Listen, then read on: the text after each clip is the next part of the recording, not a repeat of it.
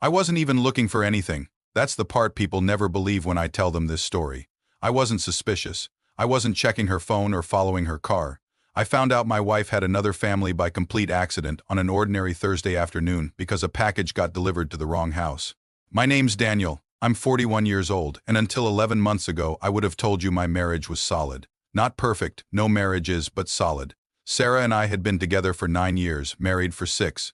We had a 2-year-old daughter, Lily, a modest house in a quiet neighborhood outside Sacramento, and the kind of routine that feels boring until you lose it. Tuesday grocery runs, Sunday pancakes, the two of us falling asleep most nights before 10 because parenting a toddler leaves nothing left in the tank. Sarah worked as a regional sales rep for a medical supply company, which meant she traveled. Not constantly, but enough. 2, sometimes 3 overnight trips a month driving up and down the state to visit hospitals and clinics. I never questioned it. Why would I? It was the job she'd had since before we met, the job that paid for half our mortgage. That Thursday, a delivery driver knocked on our door around 2 in the afternoon holding a box addressed to a name I didn't recognize at an address 1 digit off from ours. Simple mistake. I told him he had the wrong house, gave him our actual address, and he apologized and said he'd already dropped a package at that address by mistake. Earlier that day to one that was supposed to come here.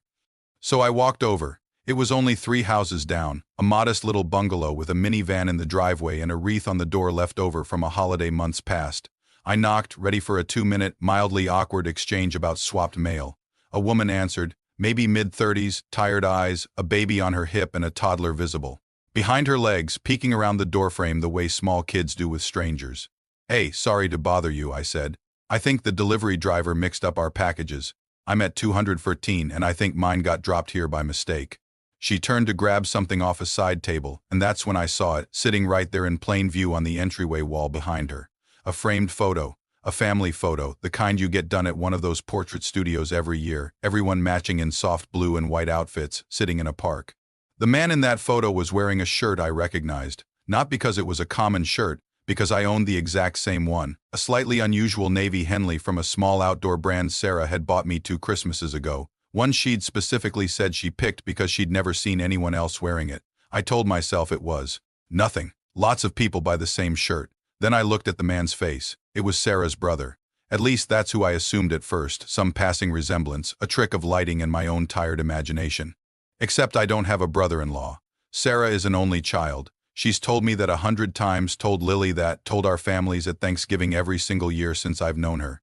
The woman came back with my package and handed it over, completely unaware that my entire body had gone rigid in her doorway, my mind spinning through explanations that made less and less sense the longer I stood there. Thanks so much, she said, smiling, already starting to close the door. Sorry again for the mix-up. Wait, I said, my voice sounding strange even to me. Is that your husband? In the photo? She glanced back at the frame, then at me, a flicker of confusion crossing her face at the strange question from a stranger she'd just met. Yeah, she said slowly. That's my husband, Mark. Why? I looked at that photo one more time, at the navy Henley, at the face I now recognized with sickening clarity, and I understood, standing on a stranger's doorstep holding the wrong package, that the man in that picture wasn't named Mark at all. His name was Sarah. And she'd been living a second life, 3 houses down from mine, for longer than I could begin to guess. I didn't say anything else to the woman standing in that doorway. I mumbled something about being mistaken, thanked her again for the package, and walked back to my house on legs that didn't feel like mine anymore, my mind racing. So fast I could barely process a single coherent thought. By the time I got home, I'd talked myself down slightly. Faces play tricks on people. Grief, shock, suspicion, they all distort what we think we're seeing. I told myself the man in that photo probably just had a passing resemblance to Sarah, a coincidence sharpened by an oddly matching shirt and my own exhausted imagination. I put the package on the counter and didn't touch it for an hour, just sat at the kitchen table trying to talk myself back into a normal Thursday. But something kept nagging at me, a small, persistent itch I couldn't scratch away. So I did something I'd never done before in 6 years of marriage. I looked through Sarah's things, not her phone, not yet. I wasn't ready for that particular betrayal of trust, even with everything already unraveling in my chest. I started with the filing cabinet in our home office, the one where we kept tax documents, insurance paperwork, all the boring administrative backbone of a marriage. I told myself I was looking for nothing in particular. I think some part of me already knew I'd find something. Buried in a folder labeled work travel receipts behind 6 years of gas station receipts and hotel invoices, I found a single folded piece of paper that didn't belong there at all. A property tax statement for a house 3 streets down from ours, the same neighborhood, an address I now recognized instantly. The name on the statement wasn't Sarah's legal name. It read Mark Delaney.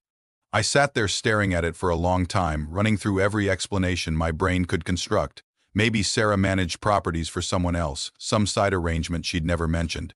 Maybe this Mark Delaney was a relative I didn't know about, someone connected to a part of her family history she rarely discussed. Except, Sarah had always told me she had no family left worth mentioning.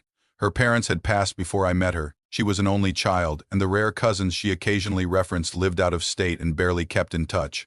I photographed the document with my phone before putting it back exactly where I found it, careful not to disturb a single crease in the paper.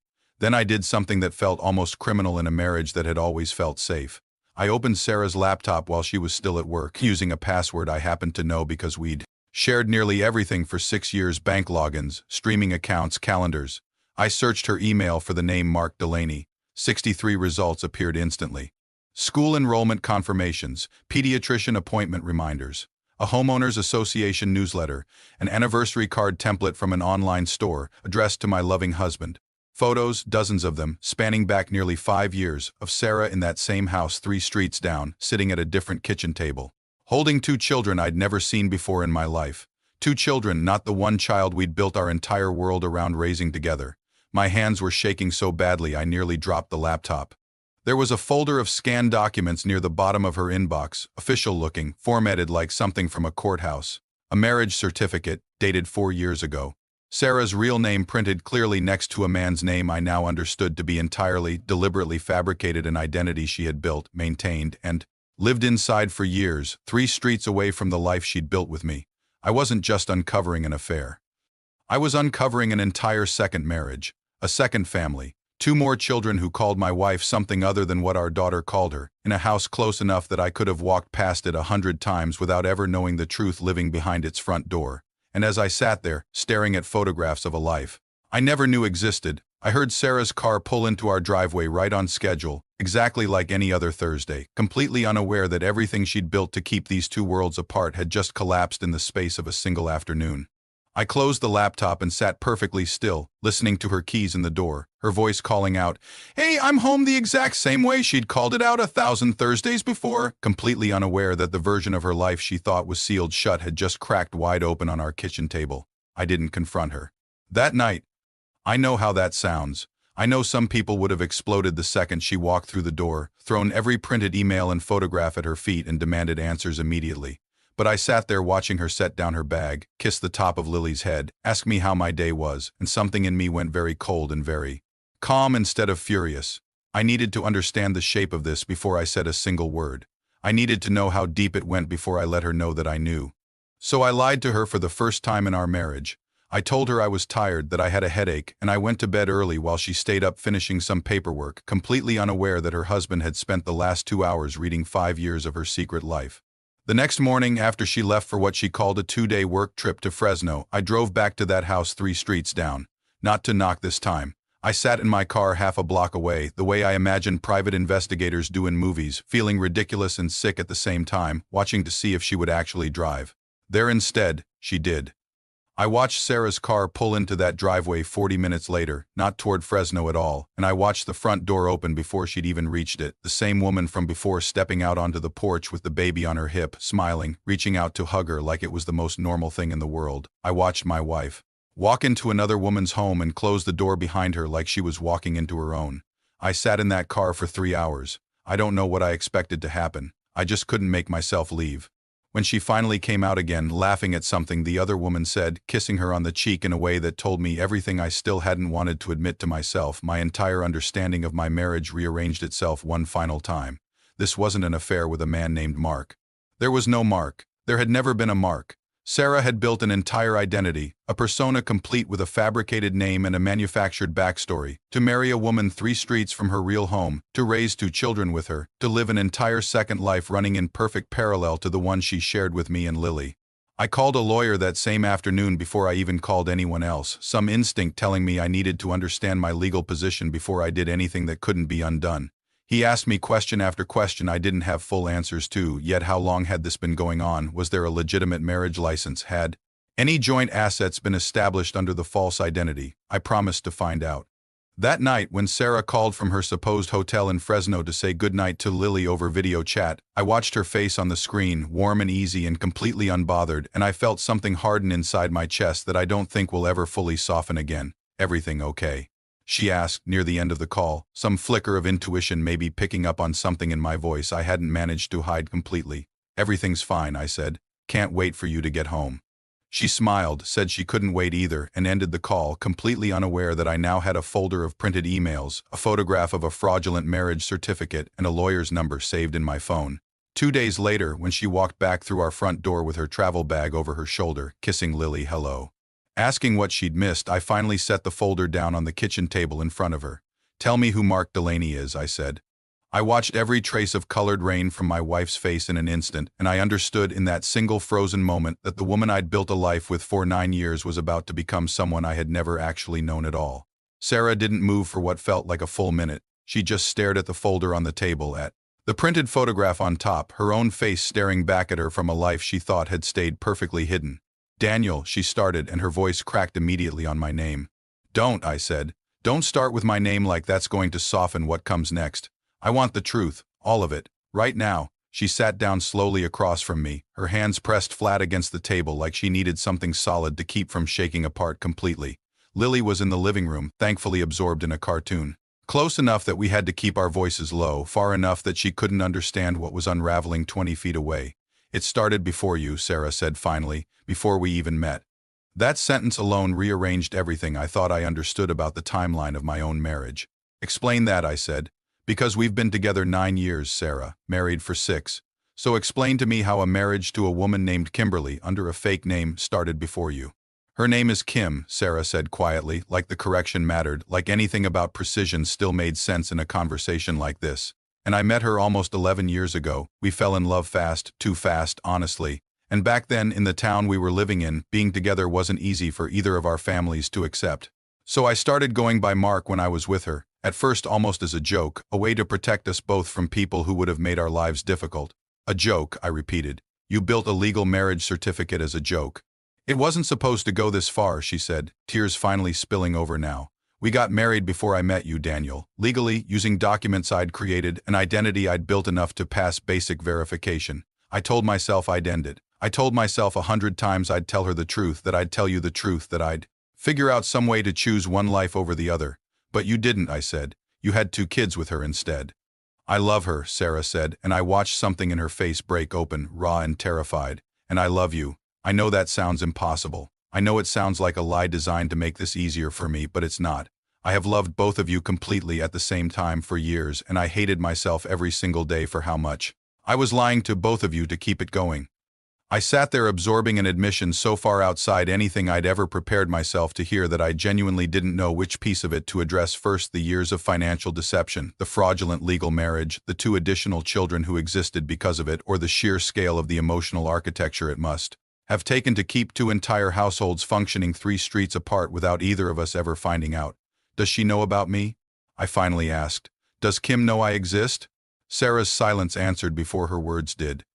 "No," she whispered. "She thinks Mark travels for a construction consulting job. She thinks Mark is completely hers.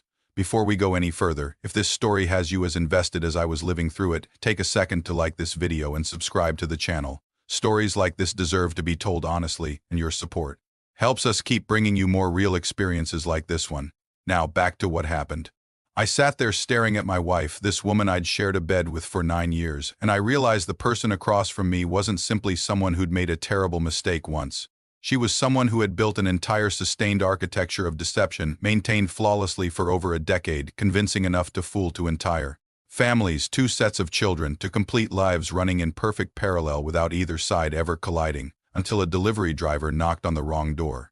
"I need to think," I said, standing up from the table, my whole body numb. "And Kim needs to know the truth. Today, because whatever happens to us, she doesn't deserve to keep living inside a lie you built for her, any more than I did." Sarah reached for my arm as I walked past her, her fingers trembling against my sleeve.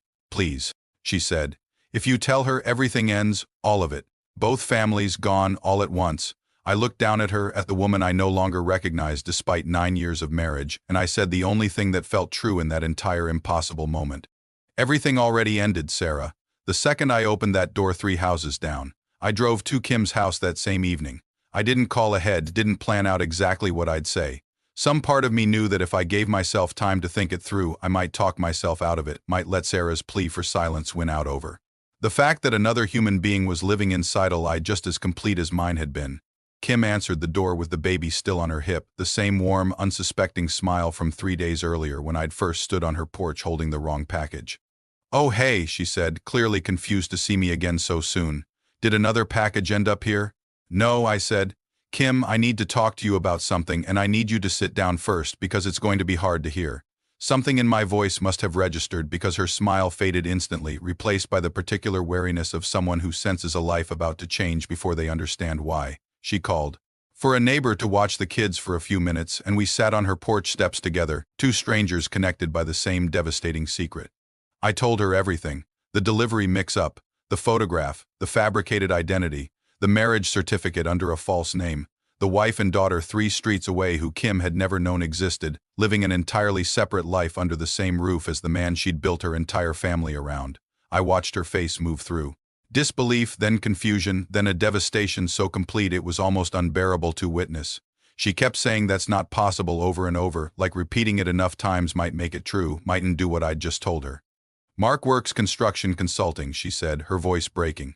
"He travels for site visits. He coaches our son's soccer team on weekends when he's not traveling. He's not, he can't be. I know how impossible it sounds," I said. "I've had 3 days to process it, and I still don't fully believe it myself." Kim excused herself and went inside, and I heard her crying through the closed door, deep, wrenching sobs that made my own chest tighten with something that wasn't quite sympathy and wasn't quite grief, but sat somewhere painfully close to both. When she came back out 20 minutes later, her eyes red and swollen, she was holding her own phone, scrolling through something with shaking hands. "I need to see her," Kim said. "I need to see the other family. I need this to be real to me, because right now none of it feels real at all." That's how, 3 days later, Kim and I found ourselves sitting together in a lawyer's office, comparing notes on a life we'd both been living unknowingly beside each other for years. It turned out Kim's marriage certificate, the one establishing her as legally married to Mark Delaney, had been filed using a fabricated identity built well enough to pass basic clerical review but not built to survive real legal scrutiny once someone started asking pointed questions, which meant Kim's marriage wasn't just built on a lie. It might not be legally valid at all. She sat there absorbing that information with a kind of quiet devastation that mirrored my own from days earlier, understanding in real time that not only had her partner lied about their gender identity and entire personal history, but that the legal protections she'd assumed she had, the ones that mattered for custody, for property, for the 2 children they'd built together, might not exist the way she'd believed for years. "I'd genuinely like to hear what you think at this point in the story. If you found out the person you built a life with had constructed an entire second identity to maintain 2 families simultaneously, would you have told the other family the truth the way I did? Or would you have kept the secret contained, protecting your own family first, even if it meant leaving someone else strapped inside the same lie? Let me know in the comments before we continue." Sarah, meanwhile, had moved out of our house temporarily, staying with her sister while I decided what came next for me and Lily. But 3 weeks into this fractured, painful new normal, Sarah called me late one night, her voice tight with something I hadn't heard from her before. "Panic, Daniel," she said. "Kim's lawyer just filed something. It's not just about the marriage anymore. It's about the kids, both sets of kids. And I think this is about to become so much bigger than either of us expected." The custody filing changed everything. Kim's lawyer had petitioned the court not just to invalidate the fraudulent marriage, but to establish clear legal parentage and custody arrangements for her 2 children with Sarah, given the uncertainty around what rights Sarah actually held under an identity that had never legally existed in the first place. And because family court moves in ways that ripple outward, that filing meant Lily's custody arrangement was about to be examined too, all 3 children suddenly caught in the wreckage of a decade of careful, exhausting deception. I spent the following 2 months in more lawyers' offices than I can count. Kim and I ended up, strangely, becoming something like allies through the process, 2 people who'd been wronged in nearly identical ways, comparing notes, supporting each other through depositions and paperwork neither of us had ever imagined needing. There was no rivalry between us, no resentment, just a shared, exhausted understanding of what it felt like to have an entire decade quietly rewritten behind our backs. Sarah, for her part, didn't fight any of it the way I expected her to. I think some part of her had been waiting years for this exact collapse, relieved in some complicated, guilty way that she no longer had to maintain 2 entire lives in perfect, exhausting parallel. She admitted everything in her depositions, every date, every fabricated document, every lie stacked carefully on top of the last one to keep both households from ever colliding. The legal process took most of a year to fully untangle. Sarah's fraudulent marriage to Kim was formally voided, though the court ultimately established shared custody arrangements for Kim's two children based on the years of parental role Sarah had actually played in their lives, regardless of the legal fiction underneath it. Lily's custody stayed straightforward, since our marriage had at least been legally real, built on my actual name and Sarah's actual identity, even if very little else about our life together had turned out to be as solid as I'd believed. I filed for divorce 3 months after that first delivery driver knocked on my door. Sarah didn't contest it. I think by then she understood there was no version of asking for forgiveness that could restore what she'd broken across 2 households at once. Kim and I still talk sometimes, an odd kind of friendship built entirely out of shared devastation. Our kids don't fully understand the complicated web connecting their 2 families, not yet, though someday I imagine they'll need some version of the truth, gentler than the one their mothers lived, but honest all the same. For now, Lily knows she has some kind of half-siblings she sees occasionally, and that's enough of an explanation for a 5-year-old's understanding of the world.